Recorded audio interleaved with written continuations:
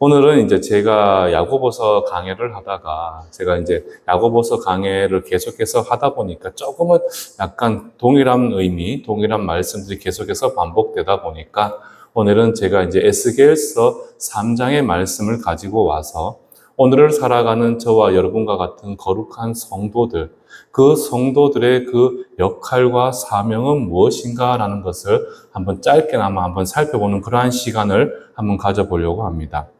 그래서 이제 오늘 말씀은 이제 선지자 에스겔이죠. 그 에스겔이 당시 바벨론에 포로된 백성들과 함께 이제 그발이라는 강에, 그 강가에 앉아 있었습니다. 그때 하나님께서는 그 에스겔을 찾아오셔서 그 에스겔로 하여금 이스라엘의 파수꾼으로 세우시면서 어떻게 하십니까? 모든 이스라엘 백성들로 하여금 거룩한 하나님의 백성으로서 그들이 온전히 주의 백성의 삶을 살 수 있도록 그들로 가르치고 전할 것을 지금 에스겔에게 명령하고 있는 그러한 본문의 내용이다. 이렇게 보시면 되겠습니다. 그래서 이제 본문으로 들어가서 16절에 보시면 하나님께서는 에스겔을 찾아오십니다. 에스겔을 찾아오셔서 이제 17절에 뭐라고 말씀을 하고 있느냐? 인자야, 내가 너를 이스라엘 족속의 파수꾼으로 세웠다. 이렇게 말씀을 합니다. 파수꾼으로 세웠다. 무슨 말이겠습니까, 여러분들? 지금 하나님께서는 에스겔로 하여금 어떠한 사명을 주고 계시느냐? 바로 그로 하여금 파수꾼으로 그를 세우고 계신다. 파수꾼. 여러분, 파수꾼이 뭡니까? 하는 역할이. 여러분들도 잘 아시는 바와 같이 늘 깨어 있죠. 자지 않고 늘 깨어 있으면서 미리 어떠한 상황이든지 그 상황 가운데 정확한 사실과 그 진리를 전달하고 가르치는 그러한 존재가 바로 누구이냐? 바로 우리는 파수꾼이다라고 이야기를 합니다. 파수꾼. 그러니까 지금 하나님께서는 에스겔로 하여금 그 이스라엘을 향한 그러한 파수꾼, 또 다른 말로는 청지기와 같은 그러한 역할과 그 사명을 지금 에스겔에게 부여하고 있다라는 사실입니다. 자, 그런데 17절을 계속해서 보시면 그 파수꾼이 구체적으로 해야 하는 일은 바로 무엇인가라고 보았을 때 17절 하반절에 뭐라고 이야기를 합니까? 너는 내 입의 말을 듣고 나를 대신하여 그들을 깨우쳐라. 이렇게 말씀을 하고 있습니다. 바로 이스라엘 백성들로 하나님의 백성으로서, 그러니까 그들은 하나님의 택함 받은 그들은 하나님의 선민입니다. 그러니까 하나님의 백성으로서 온전한 삶을 살아갈 수 있도록 바로 하나님의 말씀으로 그들을 바르게 깨우치고 가르쳐야 되는 역할, 그 역할이 바로 무엇이라는 겁니까? 에스겔에게 부여된 바로 파수꾼의 역할이 된다는 사실입니다. 그런데 여기서 이제 중요한 핵심 포인트가 있죠. 많은 분들은 이 17절을 해석함에 있어서 좀 뭐랄까, 이 에스겔로 하여금 그 백성들로 깨우치도록 가르치는 것, 전하고 가르치는 그 행위에 많은 사람들이 집중을 합니다. 그러나 여기서 우리가 좀 더 다른 포인트로 접근해야 되는 것이 바로 무엇이냐 하면 그들로 깨우치게 할 때 무엇으로 그들을 깨우치고 가르쳐야 하냐는 것이죠. 이해되시겠습니까, 여러분들? 여기서 중요한 포인트는 깨우치고 가르친다라는 것의 핵심 포인트가, 즉 포인트가 있는 것이 아니라 무엇으로 그들을 깨우치고 가르쳐야 하냐라는 것입니다. 이해되시겠죠? 세상의 그 좋다는 이념과 세상적인 가치, 도덕적인 정의가 아니라 지금 하나님께서는 당신이 택한 이스라엘 백성들로 하여금 무엇으로 그들을 가르치고 깨우칠 것을 명령하고 계십니까? 바로 내 입의 말을 듣고 이렇게 이야기를 합니다. 내 입의 말. 그러니까 그 하나님의 입에서 나오는 그 말씀, 그건 뭐겠습니까, 여러분들?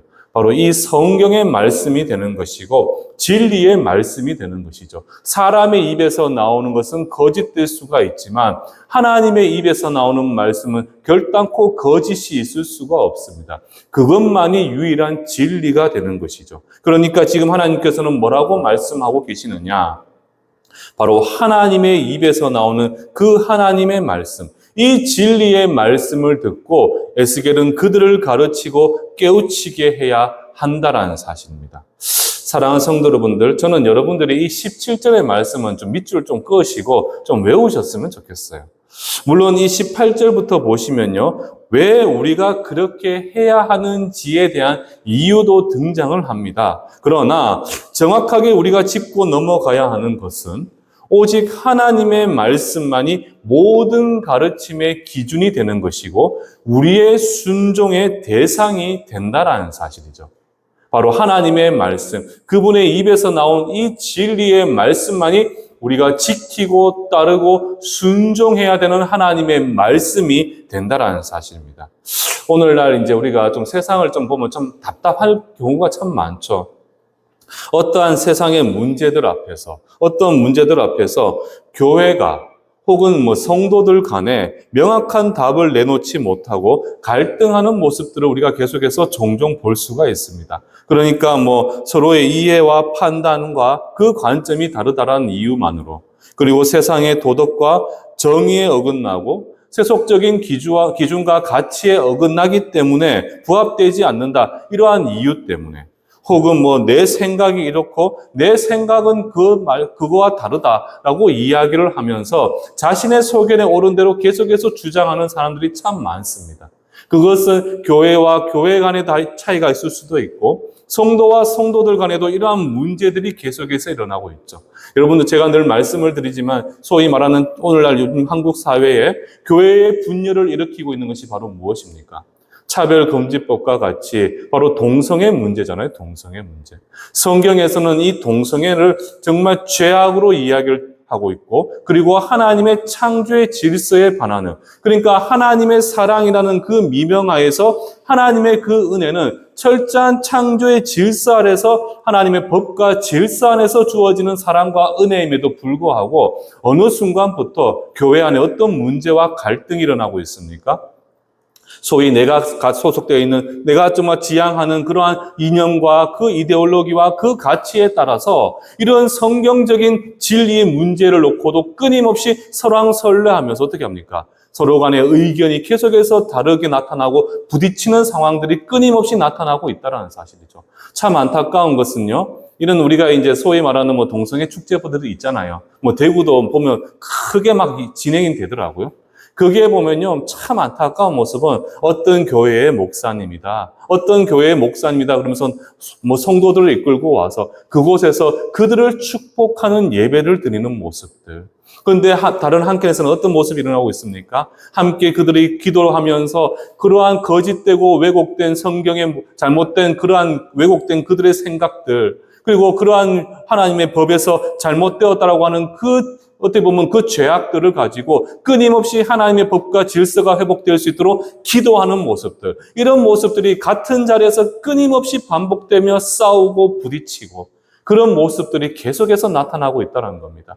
내 생각이, 그리고 세상의 기준과 가치가 지금 무엇에 앞서고 있다는 겁니까, 여러분들? 바로 하나님의 말씀 앞에 앞서고 있다는 사실이에요. 그런데 지금 성경은 지금 우리에게 무엇을 이야기합니까? 그런 모습들. 그러니까 이 성경에서는 이러한 모습들을 어떤 시대상을 반영하고 있다고 이야기하는 것이죠. 바로 사사기 시대의 모습을 그대로 나타내보고 있다고 이야기를 합니다. 그래서 오늘날 많은 성경학자들이 오늘날의 시대를 영적 사사기 시대다, 이렇게 이야기를 하기도 합니다. 그런데 분명한 사실은요, 여러분들 기억하셔야 될 게 뭐냐 하면, 그 이스라엘 예루살렘, 지금 예루살렘이 멸망을 앞두고 2차 포로로 지금 끌려가던 시기였습니다. 그때 에스겔과 백성들이 함께 바벨론으로 끌려가는 그 시점에 하나님께서 에스겔을 찾아와서 말씀하고 있죠. 자, 그렇다면 지금 예루살렘과 이스라엘이 멸망하게 된 그 이유가 바로 무엇 때문이겠습니까?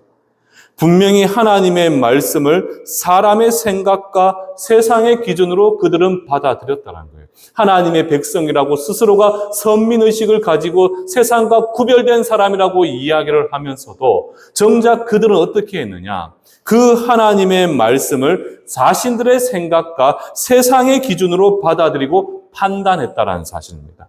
또 말씀대로 어떻게 합니까? 그들은 순종하지 않았고 자신의 소견에 옳은 대로, 자신의 보기에 좋은 대로 그들은 행했다라는 사실이죠. 더 나아가서 수많은 선지자들의 그런 가르침에 귀를 기울이지 않고 자신이 듣기에 좋은, 그러니까 그 거짓 선지자들의 왜곡된 가르침에만 그들은 귀를 기울였다는 사실입니다. 그렇기 때문에 하나님께서는 어떻게 하십니까? 비록 당신이 택한 이스라엘 백성들이고 비록 하나님의 성전이 있는 예루살렘이라 할지라도 하나님은 그들을 향해서 하나님의 심판의 칼을 드셨다는 사실이죠. 그리고는 북쪽 끓는 가마인 바벨론을 통해서 그 무너지지 않을 것과 같은 그 예루살렘을 무너뜨리시는 모습을 우리에게 보여주고 있다는 사실입니다.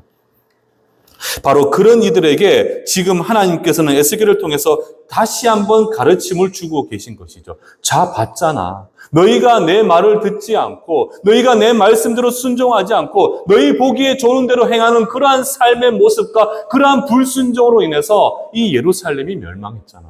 이스라엘이 무너졌잖아. 그래서 지금 저 포로로 끌려가고 있는 저 이스라엘 백성들을 향해서 에스겔을 세워서 지금 무엇을 이야기하느냐? 내 입의 말을 듣고 내 말을 듣고 나를 대신해서 그들을 깨우쳐라. 이렇게 지금 하나님께서는 에스겔로 파수꾼으로 세워서 그들에게 말씀하고 있다는 겁니다. 바로 이 여호와 하나님의 입에서 나온 말씀, 이 험한 세상에 길을 걸어가는 백성들에게 어떻게 하라는 겁니까? 이 말씀으로 그들을 가르치고 그들을 깨우쳐야 된다. 결국 이것은요, 주님께서 저와 여러분들을 거룩한 당신의 자녀로 삼으시고 백성 삼으신 또 다른 이유 중에 하나가 된다는 사실이죠. 우리가 세상을 향해서 주를 증거해야 됩니다. 우리에게 주어진 사명은 무엇입니까? 사도행전 1장 8절에서 땅끝까지 주의 복음을 전하는 것, 그것이 우리에게 주어진 지상 사명이잖아요. 우리를 사랑하셔서 당신의 백성 삼아주시고 십자가 보혈의 은혜로 말미암아 거룩한 천국 백성 삼아주셨죠. 그리고 이 땅 가운데 그 천국 백성으로서의 그 특별한 신분을 가지고 거룩한 백성의 삶을 살아내면서 예수의 십자가를 세상 가운데 증거하도록 하시기 위하여 누구를 택하셨다는 겁니까? 바로 저와 여러분들을 당신의 백성 삼아 주셨다는 사실입니다. 우리가 세상을 향해 주를 증거하고 주의 이름을 전파하는 것. 그것은 우리를 그것을 우리는 이 하나님의 말씀을 중심으로, 이 거룩한 하나님의 말씀으로 복음을 전해야 되는 것이고, 이것은 하나님께서 저와 여러분들에게 주신 가장 고귀하고 소중한 사명이 된다라는 사실입니다. 따라서 오직 성경을 통해서 우리는 오직 예수만을 전하고, 그리고 예수를 전할 때 오직 성령의 은혜로 복음이 믿기로 작정된 자들에게 어떻게 한다는 겁니까? 흘러 들어가게 된다라는 사실이죠. 그런데 그 핵심과 중심에는 바로 무엇이냐? 오직 성경입니다. 성경. 이 성경을 통해서 바로 오직 예수만이 증거되어지고 전파되어져야 한다라는 사실이죠. 그렇게 하게 될 때 그 이후의 문제는 오직 성령 하나님의 문제요, 하나님께서 하실 역할이요, 일이 된다라는 사실입니다. 이 말씀으로 우리의 삶에, 그리고 우리가 이제 살아가다 보면요, 여러분 어떻습니까? 우리가 참 그리스도인의 삶을 살아내는 것은 쉽지가 않습니다. 내가 처하게 되는 수많은 삶의 문제들이 있죠. 오늘은 이런 상황에 놓일 수도 있고, 내일은 내가 또 다른 상황에 놓일 수도 있고, 오늘은 이런 문제가 나를 힘들게 하고, 내일은 또 다른 문제가 나를 힘들게 할 수가 있습니다. 우리는 매일의 삶 가운데 내가 어떤 삶의 문제 앞에 직면하게 될지 아무도 알지를 못합니다. 그런데 그런 상황 가운데서 우리 삶의 모든 판단과 행동의 기준으로 이 진리의 말씀을 세우게 된다면 내가 어떤 상황에 어떤 문제 앞에 놓여 있다 할지라도 바로 참 진리 대신 하나님께서 원하시는 삶, 하나님께서 기뻐하시고 하나님께서 바라시는 그 바른 삶과 더불어 전도자의 사명을 우리는 온전히 감당해낼 수가 있다라는 사실입니다. 여러분도 한번 잘 보십시오. 시대를 살아오다 보면 우리 오랫동안 연세가 많으신 분들도 계시지만 60년대의 가치관과 그때의 삶의 정의, 세상의 정의가 지금의 시대의 가치관과 정의와라고 똑같다라고 볼 수가 없습니다. 세상은 끊임없이 변합니다. 세상은 끊임없이 바뀝니다. 그때마다 나에게 필요한 것이 세상의 가치관이 되고 기준이 되고 정의가 되는 시대를 살아가고 있어요. 그런데 그러다 보면 어떻습니까? 이때는 이것 때문에 내 생각과 내 가치관을 바꿔야 되고, 이런 상황이 되면 그때는 또 세상에 맞춰서 내 생각과 신념을 바꿔야 되고, 그러나 우리는 하나님을 믿고 거룩한 주의 말씀을 생명의 말씀으로 믿고 살아가는 백성들이기 때문에 우리가 오직 하나님의 말씀, 이 하나님의 입에서 나온 진리의 말씀만을 내 삶의 최고의 가치와 목적으로 두고 살아가게 된다면, 내가 이런 상황에 놓이든 나에게 저런 문제가 닥치든 어떤 상황과 어떤 문제 앞에서도 우리는 오직 하나님이 바라고 기뻐하시고 하나님이 나를 통해서 이루시고자 하는 하나님의 거룩한 백성의 삶을 우리는 이 말씀을 통해서 살아낼 수가 있게 된다는 사실입니다. 그래서 여러분들 꼭 기억을 하십시오. 하나님의 백성은 오직 하나님의 말씀과 그분의 거룩한 뜻을 온전히 받들고 순종하게 될 때, 그때 우리는 백성으로서의 참된 자격을 가질 수가 있다라는 사실이죠. 저희가 지금 야고보서를 계속해서 주일 말씀 가운데 나누고 있죠. 결국 이 야고보서의 본질적인 그 의미, 목적이 뭡니까, 여러분들? 믿음으로 우리는 구원을 받지만 그것은 당연한 진리입니다. 그런데 그 믿음을 정의할 때 그 믿음이 결단코 무엇인가라고 보았을 때 믿음의 또 다른 모양은 바로 순종이 된다는 거예요. 하나님을 믿는다는 것은 하나님을 사랑에 기초합니다. 그 하나님의 사랑에 기인됩니다. 그런데 하나님을 사랑하고 하나님을 믿는다라고 하면서 정작 하나님의 그 말씀을 지켜 순종하지 않는 것이 과연 그것이 믿음이라고 볼 수 있느냐? 야고보는 그것을 지금 우리에게 이야기를 하고 있잖아요. 물론 우리가 어떤 행함과 순종과 나의 공의로움을 통해서 구원받는 것은 결단코 아닙니다, 여러분들. 믿음으로 구원을 받지만 과연 믿음을 이야기할 때 그 참된 믿음이 무엇이냐라는 것이죠. 지금 에스겔을 통해서 하나님은 우리에게 무엇을 말씀합니까? 가르치라는 거예요.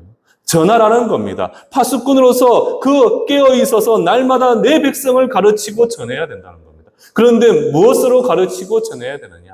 당대의 그 시대적인 가치관, 소위 좋다는 이데올로기가 아니라 바로 하나님의 말씀, 그분의 입에서 나온 생명의 말씀으로 그들을 가르치고 전하게 될 때 내가 어떤 자리에, 어떤 상황에, 어떤 문제가 나를 짓누른다 할지라도 우리는 그 상황 가운데서 우리는 흔들리지 않고 하나님이 바라시고 기뻐하시는 삶을 온전히 살아낼 수가 있다라는 사실이죠. 제가 늘 말씀드리지만 여러분들 기억하셔야 되는 것은요, 우리는 하루하루의 그 삶을 내가 살아가는 것이 아닙니다, 여러분들.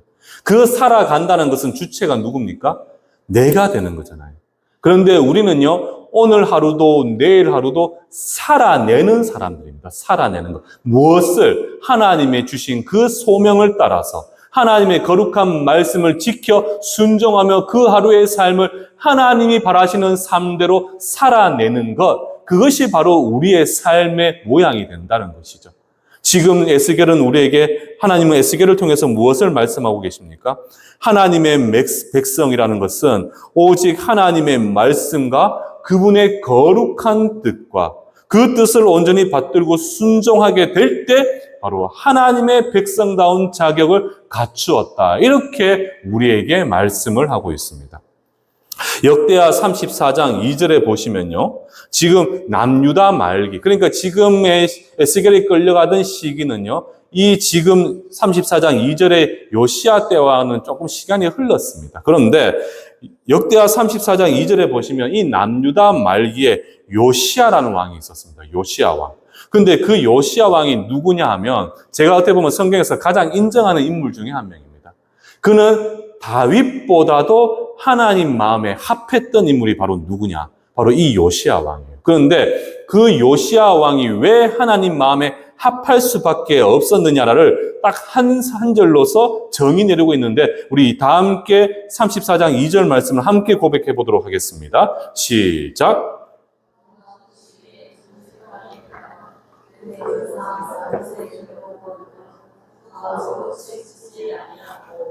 아멘. 자, 보십시오. 하나님 보시기에 정직하게 행했다는 겁니다. 정직하게. 불의를 행하지 않고 하나님 뜻에 부합된 삶을 살았다는 것이죠. 더 나아가서 가장 중요한 포인트입니다. 자, 그는 다윗의 길로 걸었는데 어떻게 됐다는 겁니까? 이 구절, 여러분들 유다의 왕들 중에는 한 4명 정도가 참 성군이라는 왕이 있었어요. 그런데 뭐 히스기야도 그렇고 여호사밧도 그렇고 아사 왕도 그렇고 수많은 왕들 중에서 그들을 평가할 때 항상 평가의 기준은 그들이 다윗의 길을 걸었다라는 겁니다.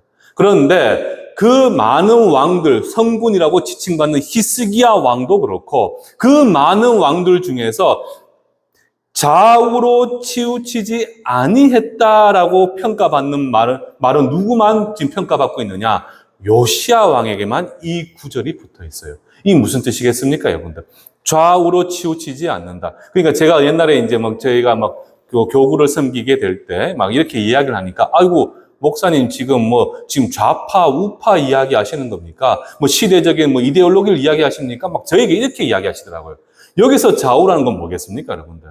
그 시대에 무슨 공산주의가 있었고 민주주의가 있었겠습니까? 지금 여기서 말하는 것은 뭐냐 하면 세상의 그 어떤 가치에도 눈을 돌리지 않고 지금 누구만을 바라보고 있었다는 겁니까?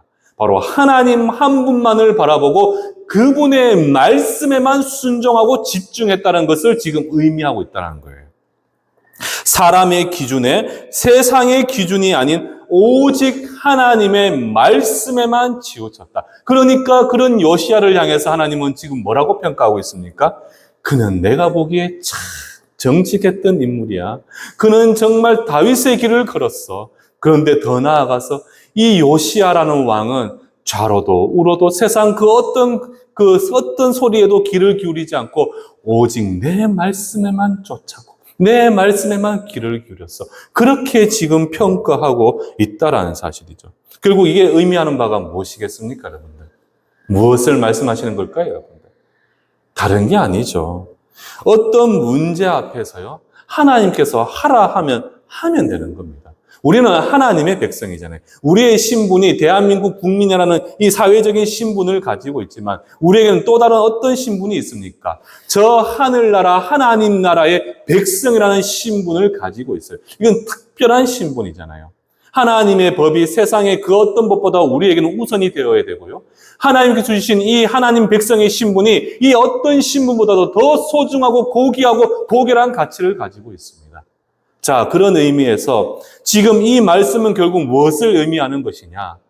하나님께서 어떤 상황을 하라 하면 되는 것이고, 하지 말라 하면 안 하면 되는 것이고, 가라 하면 가는 것이고, 멈추라 하면 멈추면 되는 것을 이야기하는 겁니다. 하나님의 말씀이 내 삶의 생각과 행동과 판단의 절대적인 기준이 되면 된다라는 사실이죠. 진리 앞에서 진리잖아요. 하나님의 말씀만이 유일한 진리잖아요. 그 진리 앞에서 우리가 설왕설래할 필요가 아예 없다라는 사실입니다. 또한 우리가요, 이 진리의 말씀으로 주의 백성들을 가르치고 깨우치고 전해야 되는 그 이유는 이제 우리가 구절에 나오지 않겠지만 18절부터 21절까지 말씀을 보시면요. 제가 쉽게 말씀을 드리면 어떤 이유가 되느냐. 하나님께서 에스겔이 그 일을 등한시하게 되었을 때 파수꾼으로 세웠잖아요. 가르치고 전할 것을. 그런데 그 일을 등한시하게 되었을 때 제대로 순종하지 못해서 누군가가 회개할 수 있는 기회를 얻지 못해서 어떻게 됩니까? 심판받게 된다면 그 기회를 얻지 못함에 대한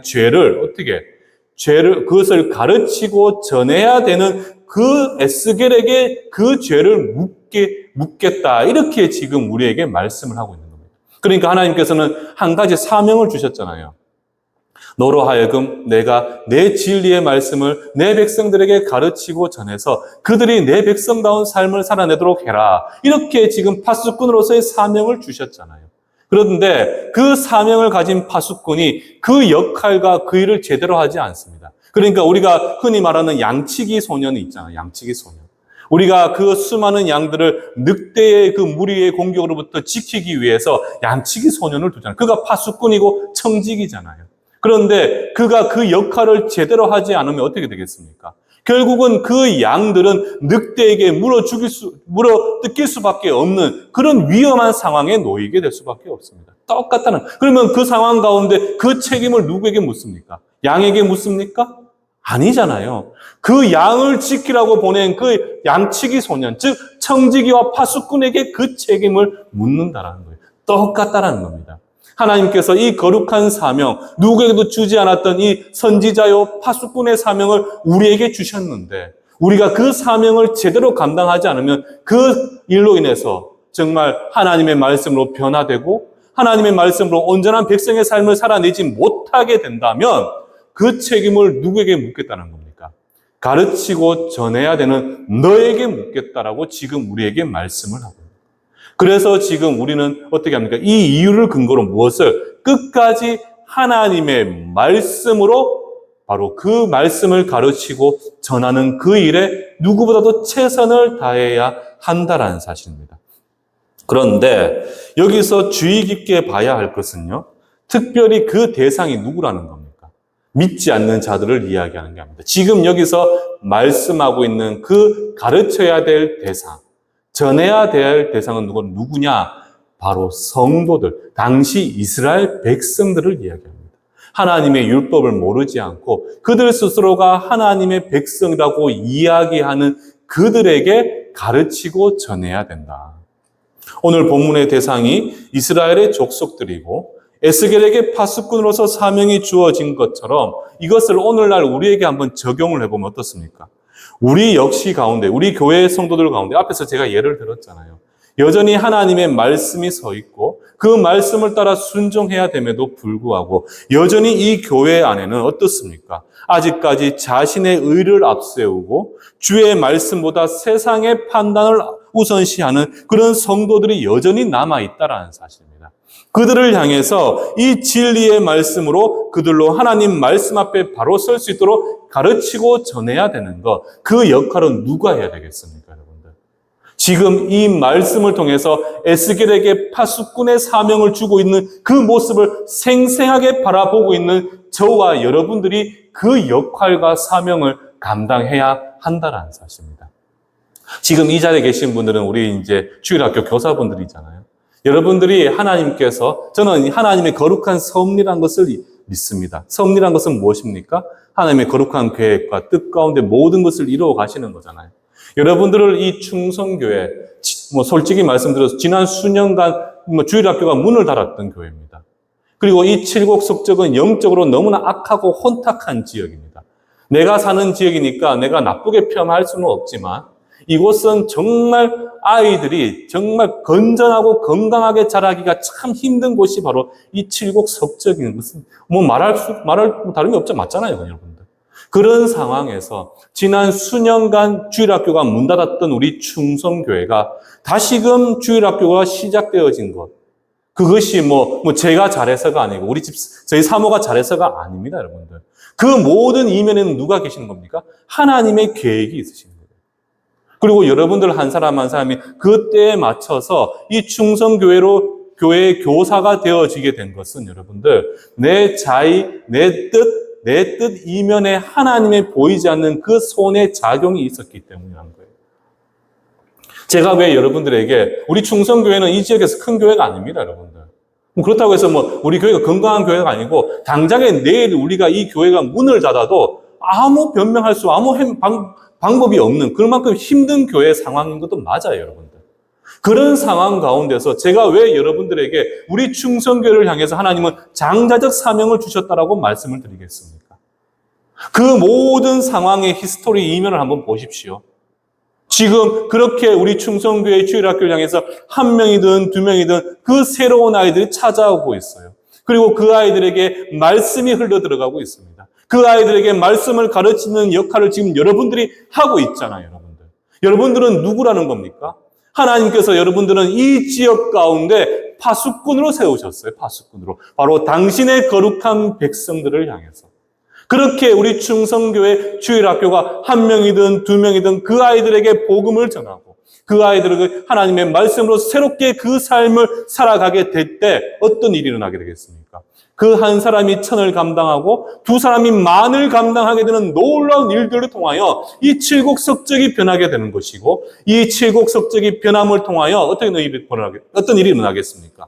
저 구미 땅이 변하게 되는 놀라운 일들이 일어날 수밖에 없다는 사실입니다. 그 역할, 그 중심에 지금 누가 세워져 있느냐? 지금 우리 충성교회, 특별히 충성교회 주일학교가 그리고 여러분들이 그 중심에 세워져 있다는 사실입니다.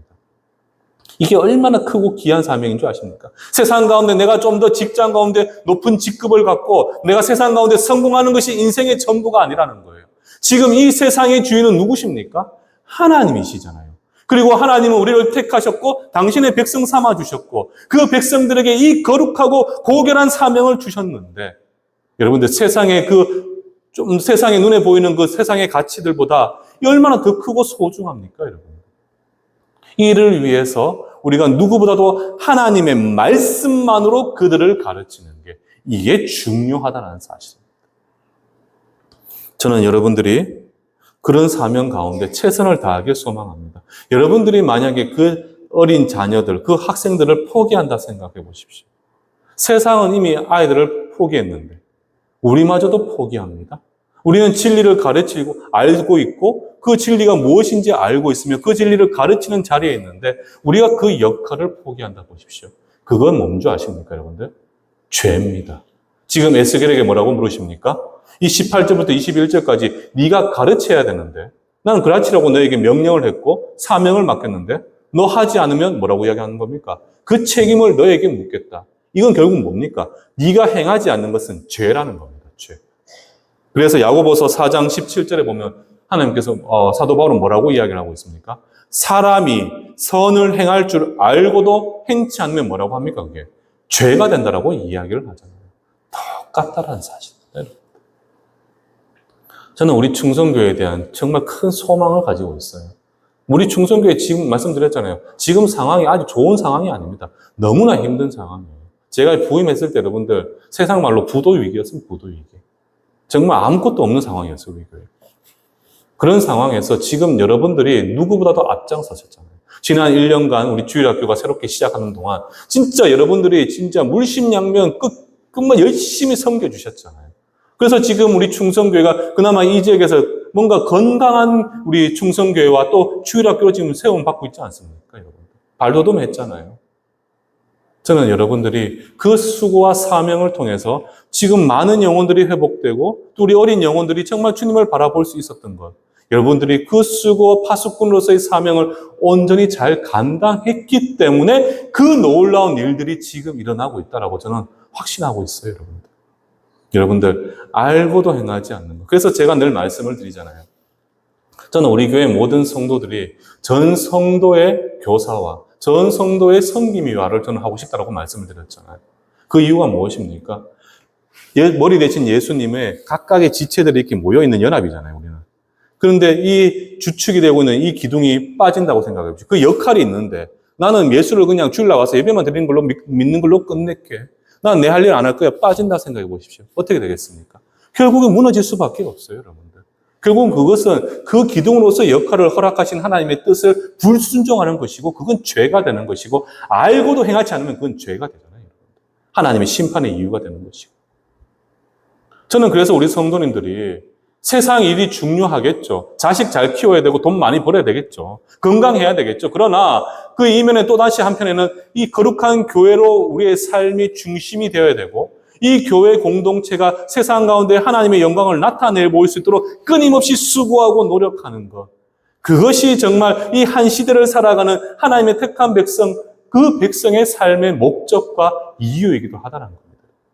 그 일을 위해서 우리는 누구보다도 이 에스겔에게 주어진 그 파수꾼으로서의 사명을 가진 자로서 우리는 끊임없이 그 일을 위해 최선을 다해 수고하고 노력해야 한다는 사실이죠.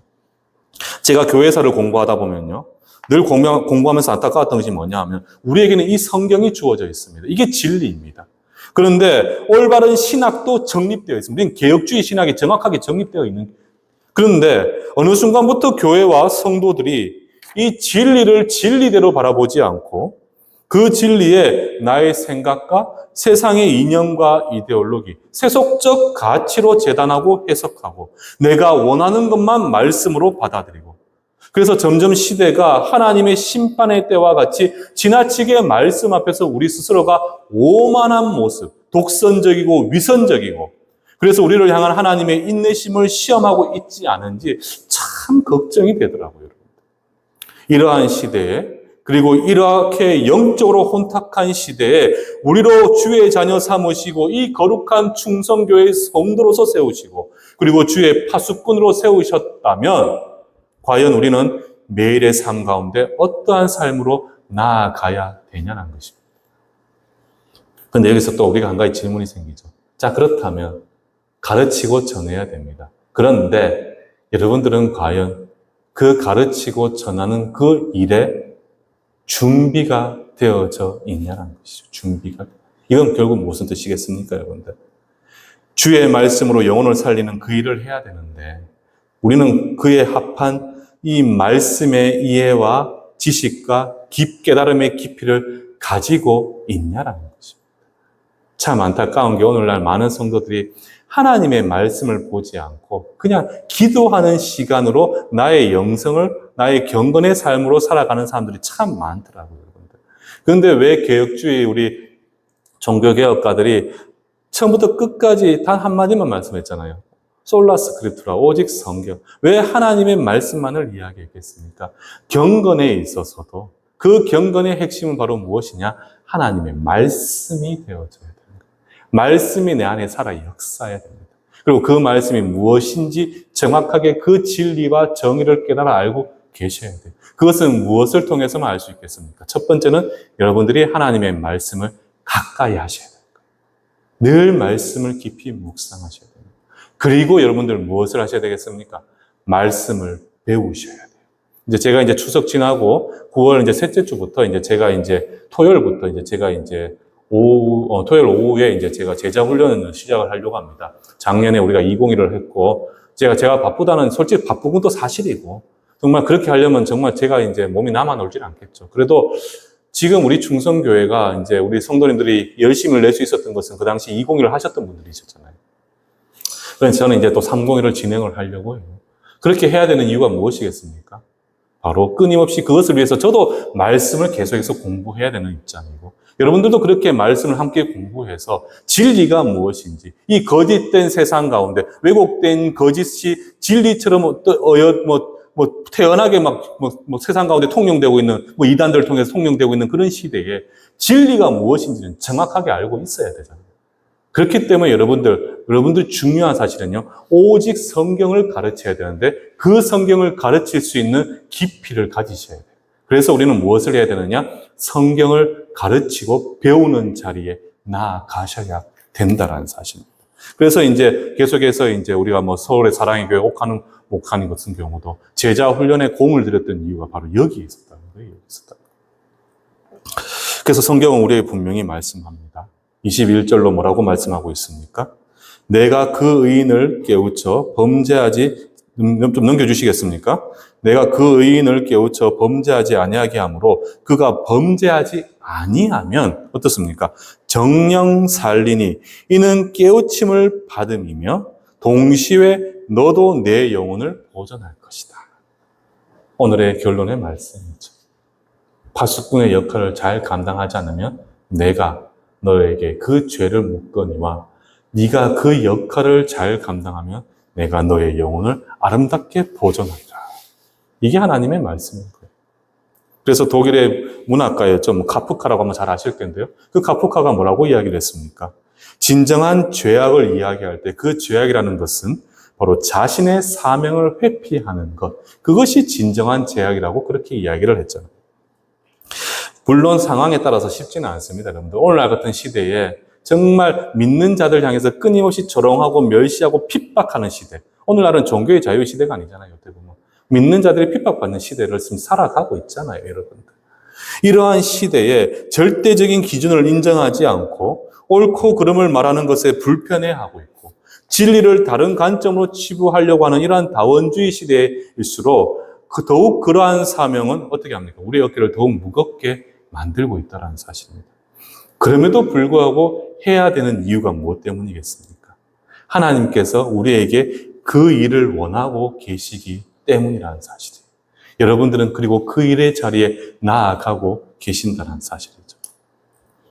그렇기에 상대가 누구이든 어떤 상황에 어떤 형편이든 우리는 하나님의 말씀을 더욱 선명하게 선포하고 가르쳐야 할 것이고, 그를 위해 날마다 여러분들은 어떻게 말씀을 깊이 묵상하고 그 말씀을 깨달아 알기를 위해 최선을 다해 수고하고 노력해야 된다는 겁니다. 그래서 저는 볼 겁니다, 여러분들.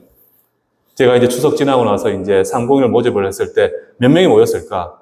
제가 전에 있었던 교회에 이제 제자 훈련할 때 301에 최소 리밋이 7명입니다.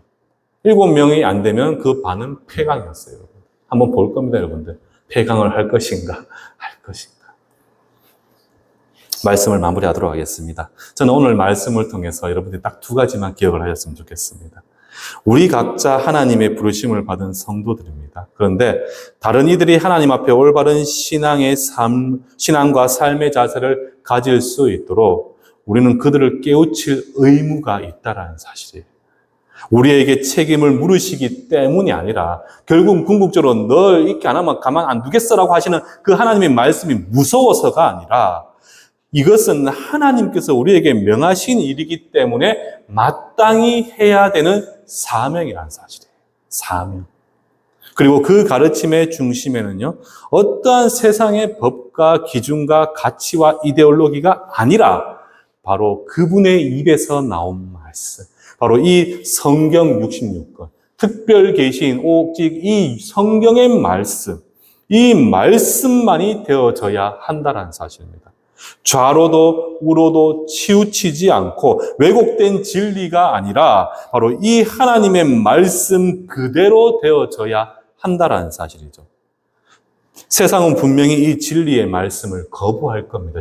그들은 거짓이고 우리는 진리이기 때문에 세상은 거부할 겁니다. 그렇다 할지라도 오직 말씀만이 유일한 진리요 구원의 길이라는 사실은 결코 변함이 없습니다. 그렇기 때문에 여러분들은 이 하나님의 말씀을 가지고 파수꾼으로서의 그 사명을 온전히 감당하게 될 때 세상은 하나님의 영광을 다시 바라보게 되고 함께 믿는 성도 가운데 진리를 쫓아 나아가지 못한 성도들은 우리의 그 전한 진리의 가르침을 통해서 다시금 주를 향해 나아오게 되는 놀라운 은혜의 일들이 일어나게 된다는 것이죠. 그 일을 위해 내가 파수꾼으로 세움받았음을 기억하시고 날마다 그 일을 위해 충성하실 수 있는 복된 우리 충성교회 성도님들 되시기를 주님의 이름으로 축원합니다.